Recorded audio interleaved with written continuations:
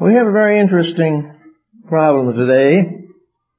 Sir Wallace Budge of the British Museum's Department of Egyptology in Babylonia pointed out that probably the most ancient civilization recorded on the western side of evolution was in the valley of the Euphrates. Babylonia and Phoenicia and Saba, from which we have later created the word Sheba. These civilizations were scientifically established not less than 5000 BC. Many believe much longer. And it was from this area that sciences in the Western world had their beginnings. On the plains of Babylonia, there were great observatories that were in ruins long before the beginning of Greek civilization.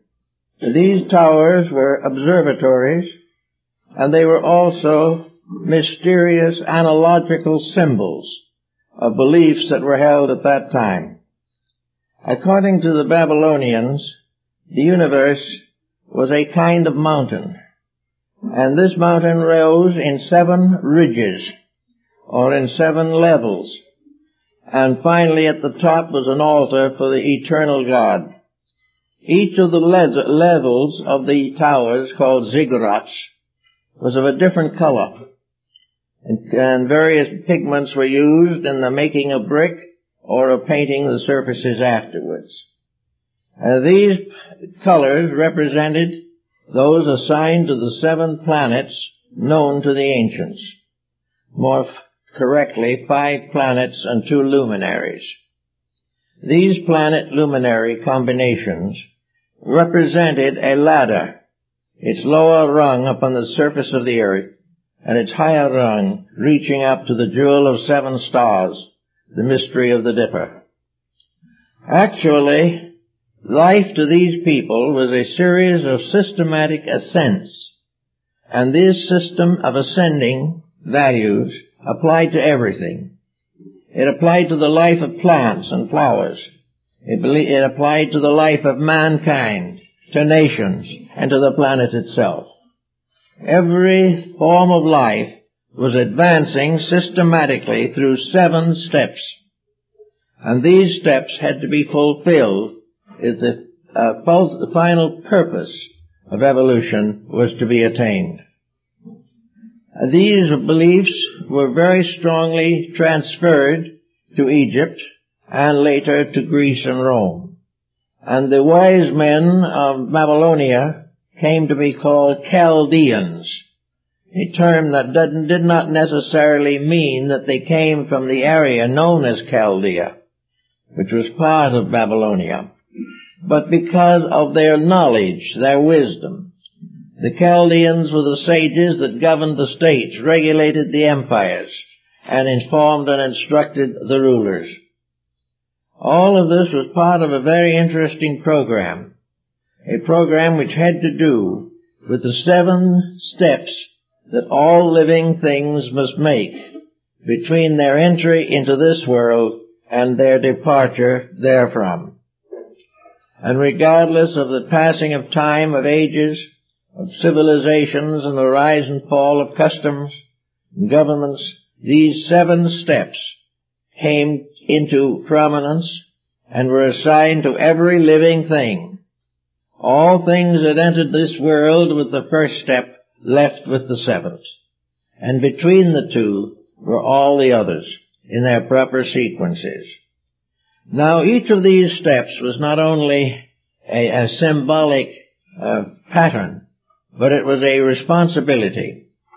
These 7 steps constituted the way in which all living things mature according to natural law.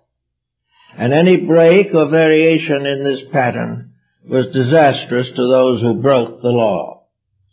These 7 steps were the things that human beings and nations likewise had to understand and had to abide by the rules of the 7 stars, as they were called in those days. Now, this has nothing to do with astrology, so called.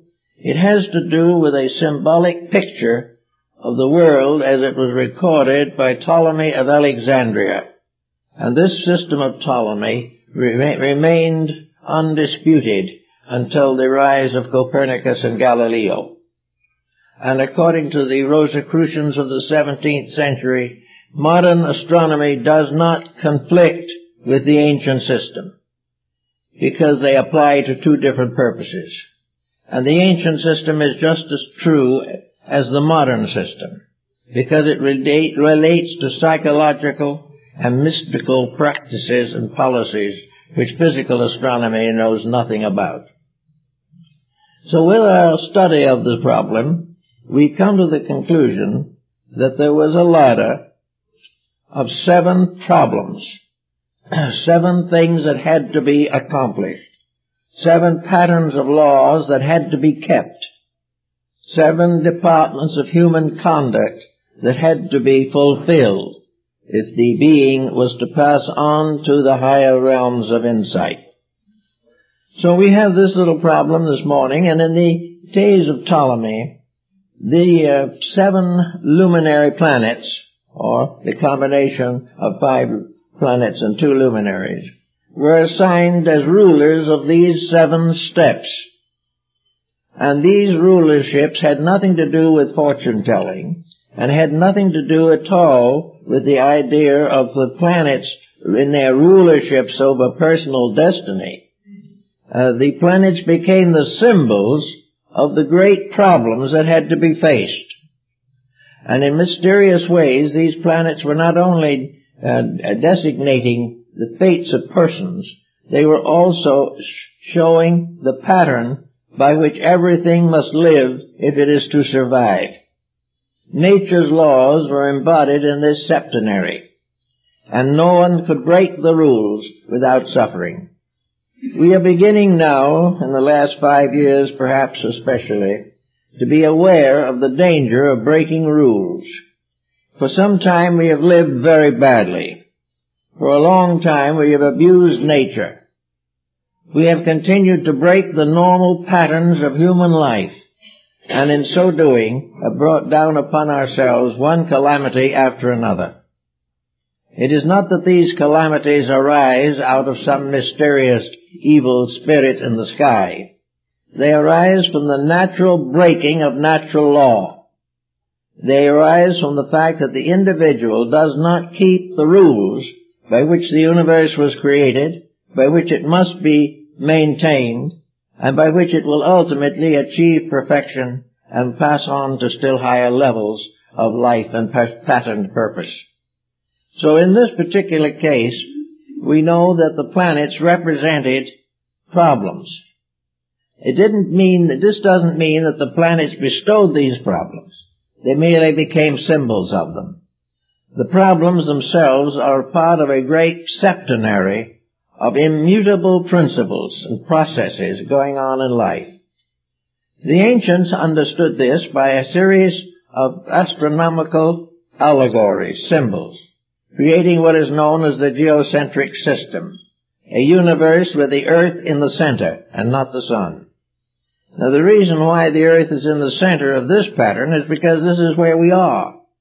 And this pattern is prepared for us. It isn't prepared for creatures living on the sun or in the galaxy. It is prepared for individuals who come into this world, into this earth, into this natural environment. And they are the ones that have to obey these rules. And for these people, in this pattern, the ascending order of the planets and luminaries was different from that of today. It is not parallel with our modern concept of the solar system.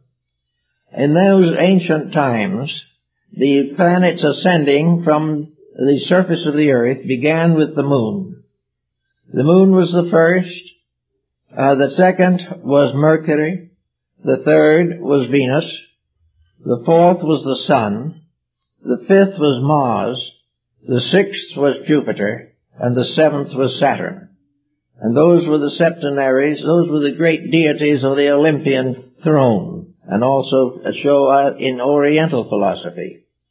Now these 7 constituted the ladder, about up which The human being, the nation, the world, governments, religions, everything have to ascend in the process of birth and rebirth. Birth into this world and rebirth into the natural universe toward which we are all moving. In the old days, the Sabians and Chaldeans and Babylonian seers, and it's interesting that in the latest revision of the Bible, the three wise men who came to the cradle of Jesus are restored to their original meaning. So the printed version now says the three astronomers, or astrologers. They were the Babylonians coming in search of the fulfillment of a natural law. So with this point in view, we are reminded that in the ancient times, the different ones of these 7 orbits, or 7 forces, were given different year allotments. Some had many years given to them and some a few. But with the addition of 3 planets to the solar system in more recent times, Uranus, Neptune, and Pluto, we now have 10 instead of 7 elements with which to work. To meet this command or change, it has been normally accepted to allow each of the 10 to represent 10 years of natural life. Therefore, the 10 planets, or the 8 planets and the 2 luminaries, cover a period of life of 100 years, each one having 10 years, each one assigned to a 10-year period. And through these sets of 10-year periods, all living things pass. Kingdoms pass into democracies and into chaos. Governments go from strictness to anarchy. Human beings pass from childhood to old age. Health passes from good to bad. Virtues rise and fall. Empires come and go. Wars and peace alternate. In all things this septenary, or now brought up to a decade of 10, represent 10 periods of 10 years each. And therefore, what we're going to do now is to determine, if we can, the rules of these 10-year periods as they relate to the civilization we live in now, not as the ancient times, and also relate to the 10 inevitable divisions of human life. We not only have what the ancients referred to as the 7 rounds and races, that was part of it in the old days, but now we have the 10 instead of 7. And we have to recognize the need of coming to a new pattern of interpretation. To begin with, then, we will take the first, which was symbolized on the ziggurats of Babylon by a white platform, the lowest of the various platforms of the pyramids or towers of observation. So this is governed by the moon. So for the first 10 years of natural life, or the first 10th of world life, the ruler was the moon. Now the moon represented a series of processes that had to be followed. The moon was the symbol of water from which life comes. The moon was the symbol of the eternal mother, the great lunar goddess, Isis, the lady of the moon. It was also the same in the old rites and ceremonies that this was the beginning of life. Now what is bestowed by this is a very interesting pattern, and the ancients summed it very simply. The whole existence of a race or a nation depends upon the first 10th of its duration. If it is a human being, 10 years. In a nation it may be 100 years. To be 1/10 of its age. But for human beings, this process extends from the first to the 10th year of life. And back in Babylonia in the old days, said if this first 10th went wrong, all the rest would go wrong. In the first 10 years, the child coming into embodiment must have certain processes fulfilled to perpetuate it. It must have all the needs that must be developed. And the Babylonians way back in their days pointed out definitely that the first thing to help a child coming into life must be that it is wanted. It must be brought in from the need of the parent to fulfill the law of life. It must be no accident, no incident, nothing that is a problem or a worry. For if there's a worry in the heart of the mother, there will be a defect in the mind of the child. All of this early part must be right. The child must learn, first of all, to know that it is loved and cared for. It must be taught to walk. It must be taught to use its faculties. It must be taught what to eat and how to eat. It must be given all the care, love, and attention necessary to a little stranger that has come into an unknown world, a world which it has nothing to protect it but the parents. Therefore, the moment the child is conceived, a great duty falls upon the adults. And if those duties and that duty, if this is not fulfilled, the child and the parents will both suffer. This was a rule, in fact, in the days of Hammurabi, king of Babylonia, that all these processes must be sincere, meaningful, and purposeful. Now, as we go on into the child in the period of its lunar life, we also find all of the stages of unfolding consciousness, its contact with the outside world, its more intimate contact with parents, and later with friends and brothers and sisters. All these things must be fulfilled with absolute sincerity. They must be real, they must be true, and they must be important. If these are neglected, we begin to produce a generation of misfits, and that is exactly where we are today. The Babylonians were just assured of it 6,000-7,000 years ago. After it gets a little older, then comes the problem of introducing this little one to a world in which there are still other steps to follow. All of the essentials of life were brought into manifestation and brought into purposeful existence in this period of the moon's ruling the infant. We find, for instance, that Comenius, the founder of the public school system, writing in the 17th century A.D., said definitely that all civilization begins with the relationship between the child and parents. Nothing else can substitute. You cannot buy a tutor for $1,000 an hour that can take the place of the natural affection of parents. Also, the parent must be a natural, honest, honorable teacher. Whatever the parent advises the child to do, it must do itself also. It must keep the rules that he gives to the child, or the child will fail. Comenius, the founder of the modern public school system, brought this out very well, and it was reaffirmed in the labors of Madame Montessori. Namely, that the first school, the first place of learning, is at the mother's knee. It is before the child enters kindergarten that its morality for life is established. This establishment may be considered as psychic. It is a communication outside of words and terms. It is something that happens. It is an almost magnetic exchange of values. But it all has to be done while the moon is guiding the infant into the next step of its development. Here we find the beginnings of religion. Religion begins in the home.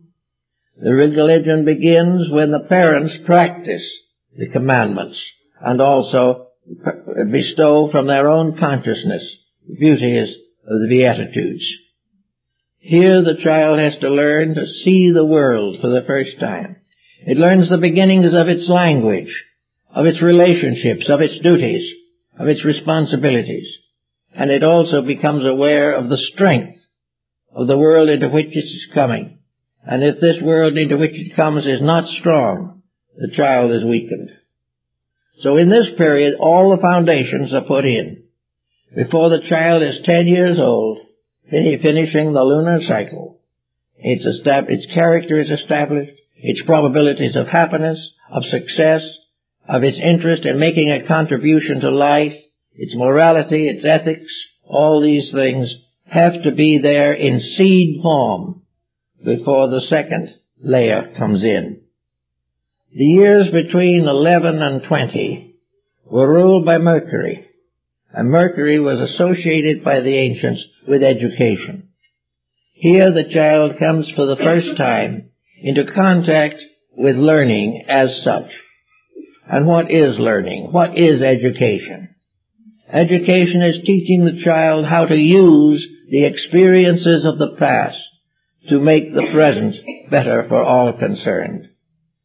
Any method of education which distorts the history, deforms or discharges the moral responsibilities established by nature, can be injurious to the child.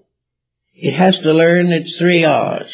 It must also add another one to all the others, and that is, it must learn faith, love. It must see that education helps the individual to be better, not just simply brighter. That education is a moral, spiritual, intellectual, physical system of improving character. Any education which does not make the person a better person is no substitute for knowledge. It's an education which teaches him to keep a job or advance in business, but does not teach him to keep the rules of basic living. Thus an education is false. So education becomes the great problem of the second period. This is the first impact of the world upon the child. The child then learns how other people live, how other people think. And if the child's personal life has not been integrated before it is ushered into this vast cyclone, its future is exceedingly doubtful. And the mistakes made in these periods cannot be rectified later. That is, not entirely. They can be helped.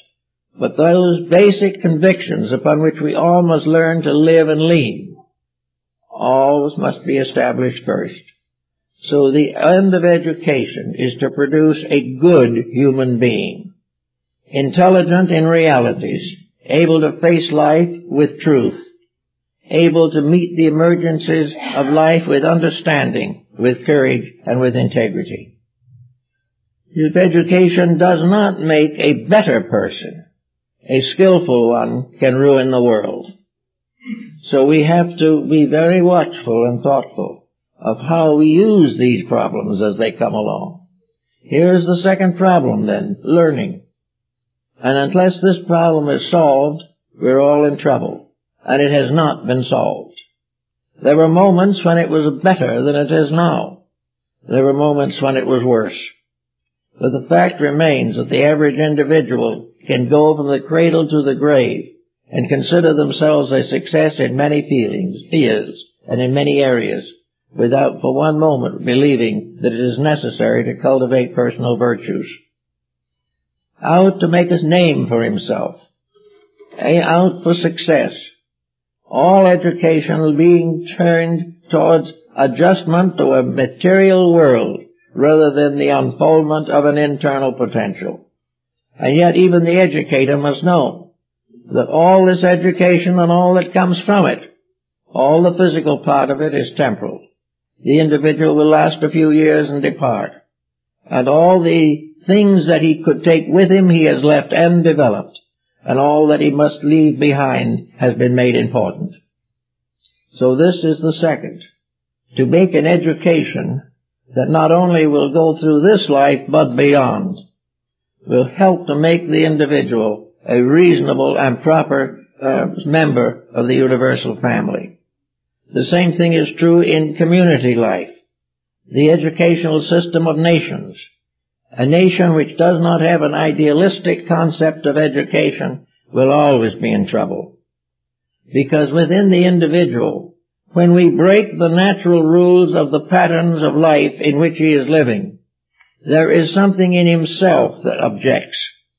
There is something in himself that tells him that it is wrong. But with many doing the same thing, he gradually ignores his own conscience. But after a while, a conscience comes through. And when this happens in nations, there are revolutions. When it happens with individuals, there can be reformations. But in every case, the beginning of learning, the fulfillment of education is the production of a better person, not a smarter person. We must have more people who keep the rules because they understand them, rather than try to enforce them with police forces. We have to have police on the outside because the individual will not police himself. But a person who cannot police himself cannot be considered educated, even if he speaks 20 languages. There's not much more to it. Presuming, however, that he survives this period, that his education now is brought him to the threshold of maturity. Then comes the third step, from the years 21 to 30. And these years are under the leadership of Venus. Now in this period, it is assumed that the normal human being establishes a home. This is the beginning of a communal existence. This is the beginning of a democracy in nations and a sharing in personal relationships. Here the virtue of unselfishness is strongly emphasized, and the mere fact that it is not practiced has no effect except to prevent it from being a successful union of persons. Only when the individuals involved in building homes really believe in homes, are really ready to sacrifice something of themselves for the perpetuation of the institutions they have established. Only when this happens can we have a true home. And a home that breaks up is a disaster. We have now come to the point where trying to keep it together seems more of a disaster. But this is because of the way in which we have misused the various processes of life. The home, the family, and the experiences of parenthood are of the greatest importance in maturing the inner life of the individual as it climbs the steps of the ladder of the 7 stars. Here he becomes, and she becomes, the actual participant in the first universal mystery. Here individuals repeat in a small way the opening chapters of Genesis. Here the individual suddenly becomes a responsible member, responsible to carry on and perpetuate the society to which he belongs. He not only has to live within the rules of right conduct, but he must produce progeny that are educated in right conduct. He must pass on to the next generation the torch of proper living. So here we have the beginning then of the personal sacrifices. The individual giving up the luxuries for the necessities. The individual giving up a great deal of individual independence to create the interdependence necessary for a home. Here then relationships are refined. Relationships are brought into a more noble aspect with each other. And where this fails, where these have become merely incidents, where the career still dominates and family is incidental, we have another generation of potential criminals and potential narcotic addicts. Unless these rules are kept, the world will not and cannot hold together. And these rules are not unreasonable. They are the rules that would be naturally present if the individual had not created an artificial world and then spends his time trying to maintain it. Everything in nature works properly. And among the various kingdoms of nature, those that have proper insights, which most animals, birds, and even plants have this, will get along nicely.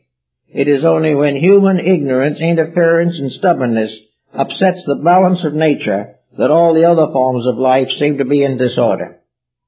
So we have the establishment of the foundations of the future. It is between the years of 21 and 30 that a nation, that is in its cycle of time, that a nation ensures tomorrow.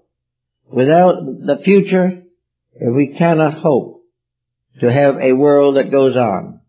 And there can be no future unless between the years of 21 and 30, men and women unite to protect the unborn generations to come. To neglect this is to end in constant war, revolution, anarchy, terrorism, and the like. Assuming, therefore, that the family is now understanding these things and is taking a proper attitude toward them, we pass to the next step. And this is the step from 31 to 40, and is under the rulership of the Son. The keynote for this particular level is career. Here the individual must establish himself in the society of which he is a part. This does not mean that he has to conform with things as they are, but he must determine the degree of his own personal life, or the life with which he is most influential. He must realize the necessity of becoming a self-supporting, family-supporting person. The individual, male or female, who comes to this period in life must begin to feel the weight of responsibility for the future and begin the process of gradually giving up a great many foolish and unnecessary activities to perpetuate that which is important. One of the keys of this is to remember that the Son gives life to everything, and also then becomes a symbol of providence. It provides, and it is the part of the person between these years to provide the necessities of life, to take care of duties, obligations, and proper usefulness to life, that the individual begins to realize that he must sacrifice something of his own pleasures in order to perpetuate the society to which he belongs. If he continues to go on as a wastrel, thinking of nothing but himself, with no ideals, no integrities, no sense of values, living only for fun or extravagance, or else living upon the bounty of the labors of others, this individual is not only a failure himself, but contributes to the grand failure of cultures built upon such a foundation. He cannot work this way and succeed himself or protect the world, for it is this discontent that arises from failure to make proper use of potential. Everyone must try, to the best of their abilities, to bring into the world children who, when they reach this age, will be aware of the proper place of mature person in the society to which he belongs. It is his purpose to be productive. It is his purpose to be self-supporting. It is his purpose to say faithfully and truly that his word is his bond. If he sells, his materials must be right. Whatever he engages in must be honestly done. And whatever he attempts to do should be with full justice to himself and to others involved in the transaction. So out of this period of adjustment comes also honesty and the light of truth gradually dawning within the person. Gradually the individual realizes that as a person he is limited and he is temporary. But there is a possibility that in those few years he may change the history of his world. So with all due respect for his rights and privileges, it is his duty in this period under the Son's rulership to be self-supporting, independent, and to live on an integrity above money. He is entitled to what he needs. He is entitled to earn what he can. But if he wishes to be a greater earner, he must make greater contributions to the lasting good of society. Wealth that does not result from labor for the common good will produce more crime. Every abuse is a source of tragedy, and every bit of selfishness is some form of abuse, so that these things have to be taken and understood and worked with as best we can. So we'll assume now that the individual has reached that period in life when he is established in his business or established in his career, he is supporting his family, he is not wasting, he is not deceiving, he is not exploiting. He is doing what he should be doing, and he is responsible, and he accepts this responsibility as a privilege and not as a nasty obligation. So from there he passes to the next 10 years in which he is under the rulership, or the years themselves are under the rulership of Mars. Now Mars is a very difficult planet to understand. We have a tendency to assign to it the problems of war. This is not true, however. Mars is the first level which has to do with the recognition or realization of what we may call retrospection. It is during the period of Mars that the individual begins to sense the values of his own background, of the life he has been through. It is the time of self-censure, self-discipline, and self-control. If it is necessary in this period, the individual should punish himself for his own mistakes, and should blame himself for the tragedies he has brought into the lives of others, and place a strong and positive and powerful discipline upon his own nature. It is only in this way that he can make up for the fact that he has overlooked and ignored much of his own past. He has to face what he has been and what he has done. And this is not always easy. It has a tendency to demand a reflection, and he begins to say to himself, what have I done? And if he analyzes it carefully enough, he may be terribly disappointed in his own character and in his own life, because he can only count as assets those things by which his actions have assisted others. Actions which are for himself alone are not allowable on this level. If that is not understood, the level itself becomes a very painful experience. So from 1 to 10, adjustment to the world. From 10 to 20, education. From 20 to 30, establishment of family. From 30 to 40, establishment of career. From 40 to 50, Mars. Mars now begins to assert itself because the individual has less likelihood of starting new ventures or of breaking through the patterns. What begins at this time is retributional reactions. From 40 to 50, the first aches and pains may begin. The first disappointments may show up. There is danger of the broken home. There is danger of the rebellious child. There is danger also of the slowing down of bodily functions because of excesses. So the person at that time has to have the lesser climacteric.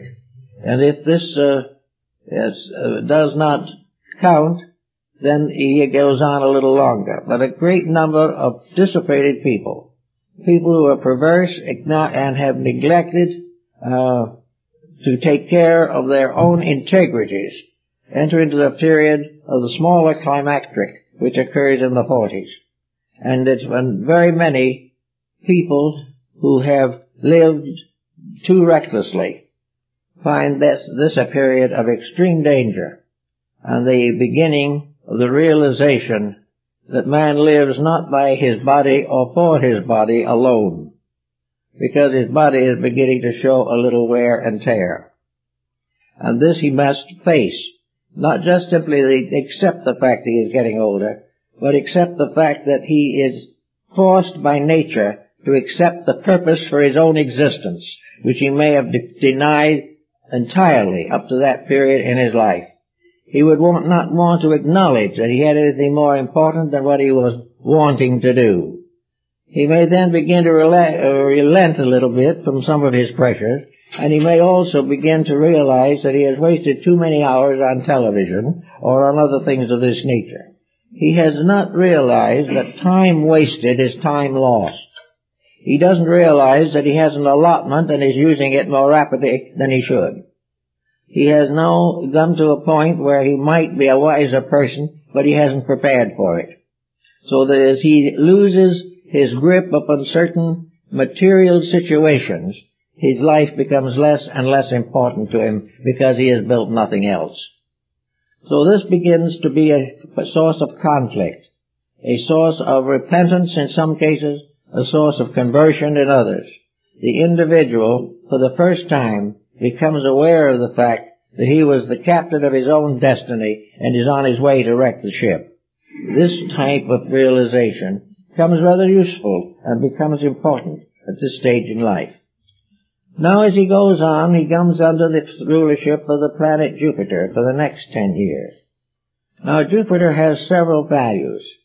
Jupiter suggests the height of his career. It suggests that he now comes face to face with the fact that he has, what we may say, made his little pile and is going to sit on it the rest of his life. But when he decides to do this, he may find that he's not doing as well as he expected. He is now being faced with a new challenge of sharing, a new challenge of meaningfulness. He has probably most that he will have during this period. Is he doing the most with it? Is he wasting that which he has earned at such high cost to himself? Has he become so involved in the accumulation of wealth that he does not know what to do with his own inner life? Has he sacrificed the inside for the outside, and now suddenly discovers that the old outside is beginning to show signs of wear and tear? The person very often has very doubtful thoughts about this matter. The possibilities of continuing a gay and happy and carefree and worthless life, the possibilities of continuing are growing dimmer. He realizes that there are things he has to do, and he'd better start doing them if he intends to. The worst thing he can do is leave a great fortune to his children, and that's ruin them. Because while making the fortune, he neglected them as people. He turned them to servants. He gave them a wonderful education, sent them to Europe, never let them do a day's honest work, and when the time comes to turn a fortune over to them, they will waste it, or do worse. They will find that these problems come slowly in under Jupiter, which is a thoughtful, philosophical level of contemplation. It is a period in which the person suddenly becomes aware of religious values, becomes involved in the repentances for previous mistakes, and also finds memory a burden upon his soul. All these things he has to work out during that period of 10 years. In that he has to put himself in order. Also in this particular period he may come to retirement. He may come to the time when he is no longer going to be part of the rat race, where he is going to settle back and enjoy life. But as he has never done anything enjoyable up to now, what is he going to enjoy from here on out? Not much of anything. He thinks he will travel. After the first trip he's bored. He thinks he will take up a study. After the first page he will realize his memory is tired. Little by little he will sink into a kind of exhaustion in which nothing is important except comfort. And Jupiter is very comfort-loving. But being comfort-loving is very often worthless so far as contributing to the good of anything. He may become very generous and good grandfatherly type of person, but his own inner life may not have been brought one closer to attainment than it was when he was 5 years old. It's always the problem of what we bring forward to the new period that determines whether we have something ahead worth working for, because he simply can't stand the boredom of doing nothing. What he's really suffering from usually is the boredom of being nothing, of having no internal integrities, inspirations, dedications, or ideals. Sometimes the older person will go into education or something of this nature and may, in some ways, compensate for earlier wasted years. But in the most part, the individual who has gone through the first 60 years of life without any realization of the real meaning of life is not going to do very well thereafter. He is tired, worried, disillusioned, disappointed, has 2 or 3 broken homes behind him, and children that have gone off to live their own lives and depend on him only for a little cash now and then. This is not a fulfillment. So this ladder that we are trying to climb is filled with these decisions, a series of decisions on major levels of personal life. Not decisions all made at once, but decisions that must be made when the environment and the personality itself are in challenge, and which have to be reconciled in one way or another. And then comes the last of the seven according to the ancients, and that is Saturn, which is supposed to rule from the reign of Jupiter to the end of life. Saturn is not necessarily just an end symbol. Saturn is a very interesting situation. Saturn is the dignity of age. Now, age is an experience that every individual has to pass through if they live that long. And age can be to most a disappointment. It can be the loss of the power to continue habits that have become traditionally important. Age is a way which blocks our doing the things in our older years that we enjoyed in our teens and 20s. And as we may never learn to enjoy anything else, age becomes a very barren experience. The individual in his older years is very largely dependent upon the doings of his younger years. He is dependent upon good memories, close friends, children, grandchildren. He is depending largely upon his virtues and his abilities to enjoy the experiences of his own life. He may go into art or music. He may start a little business or a hobby shop of his own. But for the most part, in this period of life, he is depending very largely for happiness upon what he has in his mental and emotional savings account. He is depending on memories that enrich and not memories that impoverish. He is dependent upon releases of consciousness within his own nature. He is becoming dependent upon philosophy, upon art, upon music and ethics. And if he has no enjoyment of these things, then about all he can do is sit in front of a television system and watch the sport programs, so that he can behold a number of young people mauling each other in one way or another.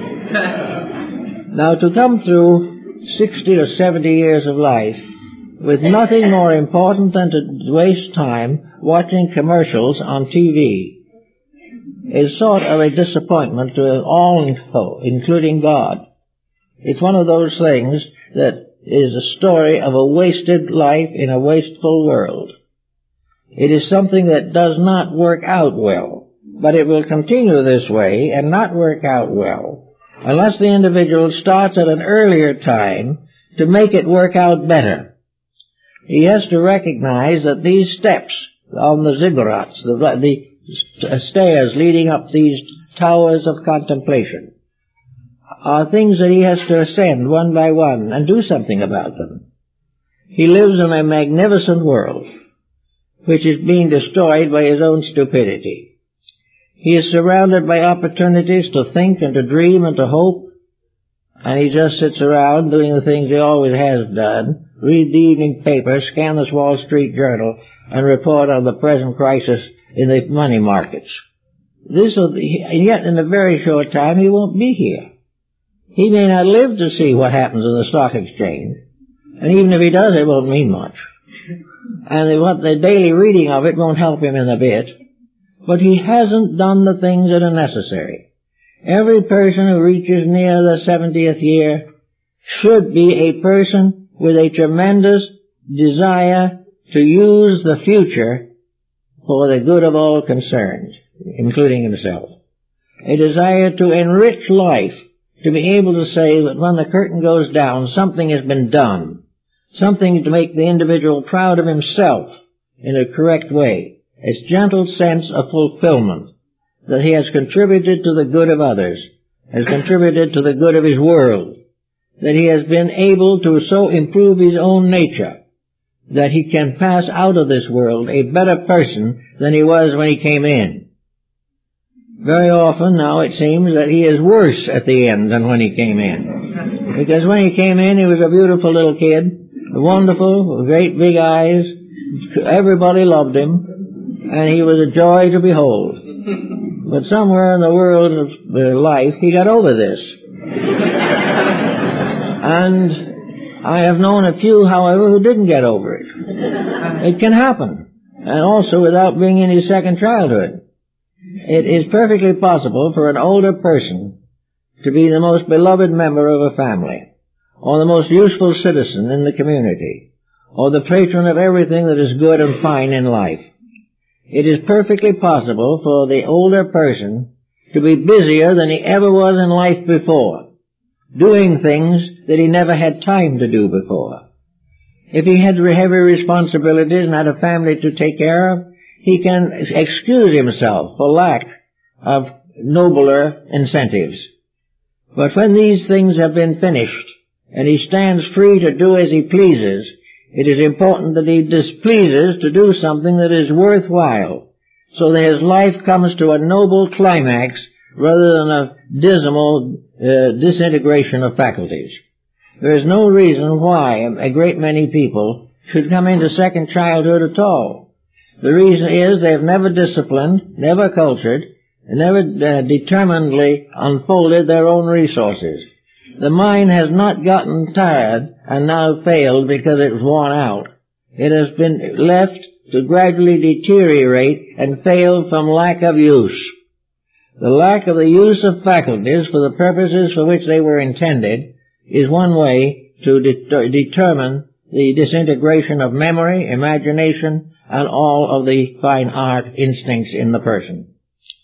Now, according to this, and what has often been called the 7 ages of man, according to Shakespeare, we have the story of a life leading from the cradle to the grave.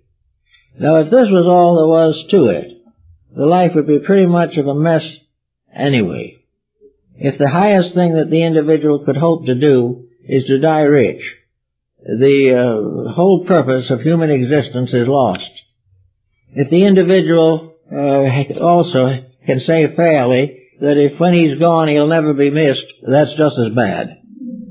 There is no reason why these dismal circumstances should be associated with the development of human beings. The individual should be active to the end of life, and if he is, he will be free from those somatic ailments which very often turn into chronic physical ailments simply because they represent uncorrected attitudes in the mind to begin with. The individual who is busy, conscious, doing the things that are necessary, will have a mind that will serve him as long as he needs it. But if he is also in a mood where he has not done anything to protect or perfect himself, he is likely to be rather a lonely character. Now, if by some chance also, as is quite possible, the older years are handicapped in many ways, or in some special way, there is still in the mature person an inner life which is not dependent upon modern external circumstances.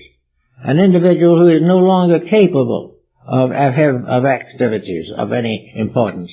If they have had the activities, if they've done the things, will have a very wonderful series of constructive memories which cannot be taken away from them. They will have the satisfaction of knowing what has been accomplished. They will also have the mastery over the unfortunate reflexes of their own natures, and will have peace of heart and peace of soul. The theory behind it in the ancient world was, live well and die with a good hope. And this is the mystery of the ladder with its 7 rungs. Now, according to modern times, something has been added to this picture. We now have the addition of 3 planets that were unknown to the ancients, or if they were known, were at least not listed exoterically for the benefit of the public. One of these, the first to be discovered, was Uranus. Uranus, which was first named after the King of England and then finally became the name for one of the ancient gods. Uranus, and then came Neptune, and then finally came Lowell Pluto, now generally just called Pluto. These 3 are all, we might say, mystery planets. But they take the 70 years, which was based upon the idea of the 70 elders, and also all of the stories of the apostles of Christ and so on. The 70 was the group number for those who planned the edition of the King James Bible.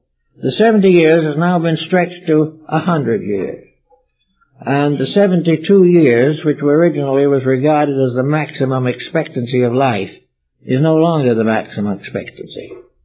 So beyond Saturn, with its aging factor, and with its gradual moving away from the material concerns of life, there are now 3 other steps that have come in. And, incidentally, those attaining 90s or becoming centenarians are no longer completely unusual. The life expectancy is greater than ever before in history. In spite of the wars, in spite of the plagues, we live longer than we ever have before. This seems to be telling us something. There are 3 more of these rungs to the ladder, making a ladder of 10 rungs, which now becomes more or less the full expectancy of human life, or the possibility of it under normal conditions. But in these 3 new planets, Uranus, Neptune, and Pluto, lie the principles and processes of a kind of immortality, a growth beyond the ordinary growth of things. The individual who is able, therefore, to develop the inner resources of consciousness without dying in the process. It is now possible to develop the extrasensory perception bands. It is possible for intuition to come into play, for higher consciousness purposes to be understood, and perhaps most of all, a moral sense of responsibility for the consequences of action. In these newly discovered planets, therefore, we have something that breaks the cycle. We have something that goes on beyond, something which may, in the course of time, also make a major change in the life expectancy of all human beings and the life expectancies of nations. But at least there are now things by which we begin to say, after we get to a certain point in the material concerns, we must now turn to the internal. We have explored the 7 continents. We have civilized or destroyed the civilizations of most of them. We have imprisoned and captured practically all the resources of nature. We are on the edge of a world of exhausted resources, a world of exhausted morals, and a world of exhausted finances. We are on the very edge of something that has to change. And this change seems to be implied by these 3 planets, which were unknown to the ancients. And these 3 planets become, perhaps we hope at least, the symbols of a life beyond the purposes of our present life pattern. We were born to grow up. We grew up to grow older. We raised families. We did the work of the world. We retired our Social Security and Medicare. And that was it. But now there's something else coming in. There's something that's beginning to tell us that this is only the end of a level. This is not the end of our evolution. It is not the termination of growth, or necessarily the immediate disappearance that we might depart from this earth. We are now having many people in their 80s. We are having some people, quite a few, in their 90s. And we have more and more of the other value of these 3, namely insight understanding. The individual who grew up on the outside until he could retire with a fair chance of maintaining himself must now grow up on the inside. Because regardless of what happens here, this world is not his home. It is only a place where he is spending a little time, in some cases as a servant, in some cases as on a vacation. But in any event, this isn't the end of it. Nor is this the end of the need to grow. We are reaching the point where growth is no longer physically useful. We are now using sciences badly because we do not know how to use them, and most of the ones we are discovering now we would be best without. We are therefore going into a dead end We are trying to keep ourselves busy by artificial means. We are trying to forget our own ignorance by claiming a few discoveries which we will use to kill each other. But now there is gradually coming about the realization that a divine plan is also working here, and that gradually all of these experiences through which we are passing are building towards a better world than we have ever known. We are beginning to realize that in one of two ways we've grown up, either through dedicated effort or through a series of mistaken problems that have disappointed and disillusioned and hurt us. Out of disillusionment comes a new search for reality. Out of the battle of cults comes a new search for religious truths. Out of an unsettled financial condition comes a desire for simple living without worry or contention. And out of political chaos must come a simple method of self-government by which the individual does not need to be constantly corrected for his misdeeds. So little by little, the new world is coming. And with it is coming these three orbits of giving us a potential of 30 years beyond what the ancients understood. We have a longer time to do the things that need doing. Perhaps it's because the things that we need to do have been neglected so very long. Or perhaps we need to do things we didn't know we needed to do in the past. We thought we were doing what was necessary. But now comes the realization that we all have a job right here, reasonably intensive, and that as long as we are able to think, there's something to be thinking about. As long as we realize there is a need, we can contribute in some way to the fulfillment of that need. Everywhere there is new opportunity to grow and new opportunities to serve. We have greater privileges to help to bring about the golden age we look for. So that the new perspective is that the life of the person, first of all, is eternal. The ancients knew this, but we some way got out of it.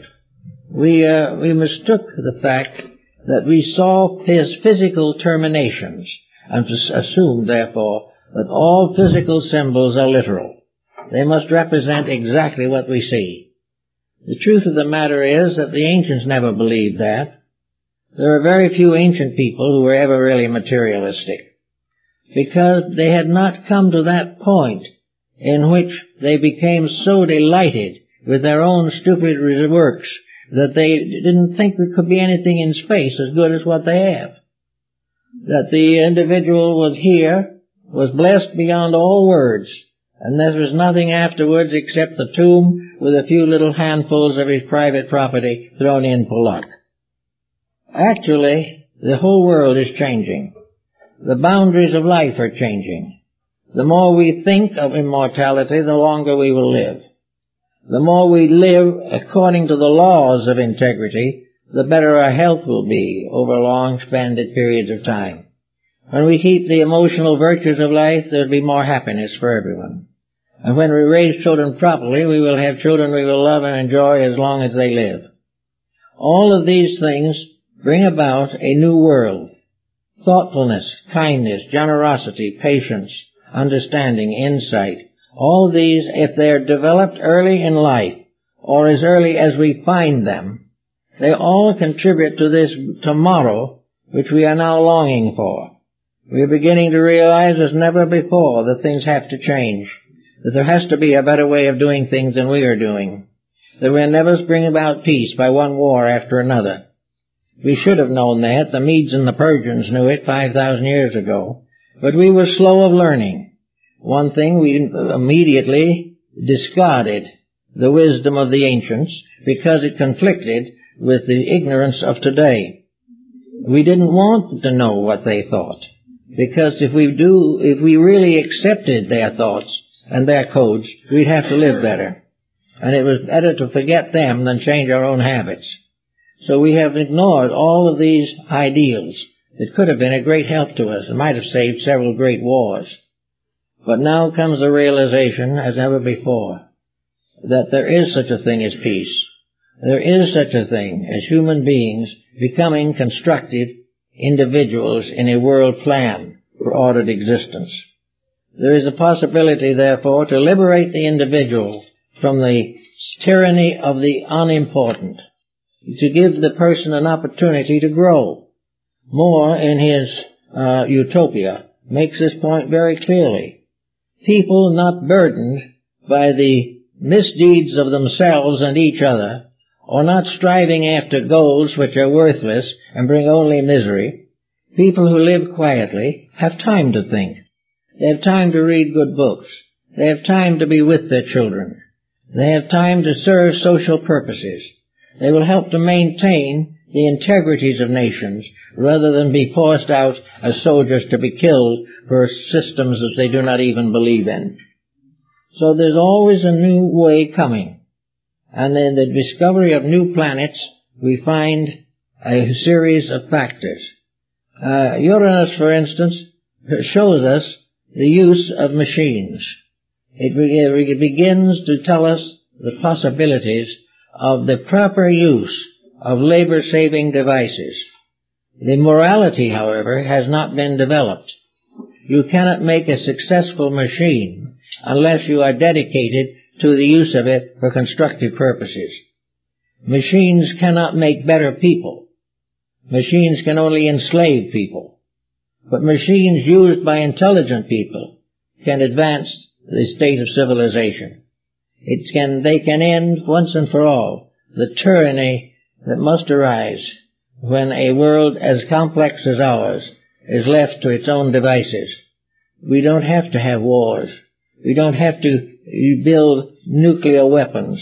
But we do have to have integrities in ourselves, not to destroy machines, but to see that they are used for the common good. But invention is part of the Uranian change that has come to us since the days of the ancients. The next thing that has been noticeable to us, perhaps, is Neptune. And Neptune is a very mysterious and strange planet. But it has some very interesting bywords or terms which are associated with it. Neptune is a planet devoted to the search for the innermost. Neptune is the one planet that helps us to understand the causes and effects with which we are affected. Neptune can show why we suffer, and by so doing indicate how to cease to suffer. Neptune represents a universe of invisible principles which must be obeyed. It brings us closer and closer to the divine plan of things. It increases the extrasensory perception band. It results in all kinds of researches into the great immortalities of existence. Neptune also has to do with the development of certain extra faculty perceptions of the mind, by means of which we become aware and become capable of estimating, interpreting, and using laws of nature which we never knew before. Neptune will contribute to us a tremendous, intensive examination of nature, so that we can learn for once and for all the reasons for the wonders that we see. Neptune can help us to trace every one of the wonders of life to its divine origin. It can help us to live according to these wonders, according to these rules and these principles which are so important to our ultimate destiny. And then we come finally to the rulership of Pluto. Pluto is a member of our family that has just more or less appeared out of the researchers at Flagstaff. But Pluto was an ancient god of the underworld and was also the Roman god of wealth. Well, the world of wealth is the underworld. The world of wealth is this world in which all good things are sacrificed and everything that is done ends in punishment. But Pluto also has a different meaning. Pluto has to do with the foregoing conclusion. What is to take the place of wealth? What are we going to do instead of trying to make money? What are we going to do to prevent money from ruling the men who rule us? How are we going to prevent money from being the cause of war, or the cause of injustice? How are we going to prevent bringing up generations of children to believe that money is the only thing that's important, and thus ending in endless crime? I think that the answer probably was pretty much the way it was a couple of hundred years ago when they first began to study it but didn't know much about the planet. And that is that in some way Pluto is the planet of retribution. It is the payment for the mistakes. It isn't a destroyer. It's just something that quietly, forcibly, inevitably points out that we're doing it wrong. Now, a lot of people hope that they can do it wrong and be happy. But this has not been one of the common experiences we have known. The individual who makes the mistakes is finally unhappy, but of course always has a quick answer that there's someone else to blame for his unhappiness. The actual answer to the whole thing lies in the fact that everything has consequences. And in order to use Pluto, which is wealth, properly, we must find out what wealth is. Actually, wealth is nothing more or less than maturity protecting life. The individual who is truly mature is not in danger. The individual who understands the ways of human life correctly is not going to be an accumulator of wealth, but he is going to have an accumulation of values which can be shared equally with all peoples. Wealth has got to be understood, and wealth has got to be appreciated as a medium of exchange and not as a source of success. We have to realize that wealth is something we must outgrow before we lose what is left of our divine inheritance. Actually, the great change that is coming is to be brought about largely by Uranus, Pluto, and Neptune. These are the planets of the new age. These are the ways by means of which we can adjust to the future. And they also remind us very certainly and very definitely that there is no such a thing as a punishment for the sake of punishment. There is no such a thing as an ultimate fatality of things. We are all making little mistakes, but also making a great deal of progress by contemplating the results of our own mistakes. The only way we can ever hope to outgrow our troubles is to realize that we have caused them and face into the simple fact that we alone can change them. We're waiting for something to come down from heaven or for some wise person to administer the affairs of mankind. The wise person who will manage our affairs is locked within each of us. We are the makers of our own miseries, and we are the makers of our own regeneration from miseries. We are the source of the solution as well as the source of the ailment. And we are gradually coming to it right now, and within the next few years, there is obvious evidence that we are going to begin the great problem of taking the experiences of the past and interpreting them in terms of the needs of the future.